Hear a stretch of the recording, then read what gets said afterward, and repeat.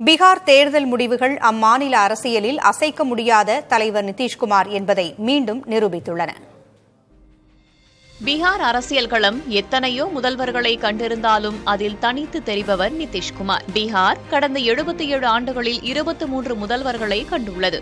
இதில் நிதிஷ்குமார் ஒருவர் மட்டும் 19 ஆண்டு காலம் ஆட்சி செய்துள்ளார். மற்ற 22 பேர் சேர்ந்து 58 ஆண்டுகள் ஆட்சி செய்துள்ளனர். இந்த ஒரு புள்ளி விவரமே பீகார் அரசியலில் நிதிஷ்குமார் செலுத்திய ஆதிக்கத்தை வெளிச்சம் போட்டு காட்டும். 2000வது ஆண்டு முதன்முறையாக முதல்வரான இவர் 7 நாட்கள் மட்டுமே அப்பதவியில் நீடித்தார். எனினும் அதன்பின் 2005ஆம் ஆண்டிலிருந்து தற்போது வரை, அதாவது 20 ஆண்டுகளில் இடையில் 9 மாதங்கள் தவிர முதல்வராக இருந்து வருகிறார். இந்தியாவில் நீண்ட காலம் பதவி வகித்த முதல்வர்கள் பட்டியலில் 8வது இடத்தில் இருக்கிறார். தற்போது மீண்டும் தேர்தலில் நிதிஷ்குமார் தலைமையிலான கூட்டணி அமோக வெற்றி கண்டுள்ளது.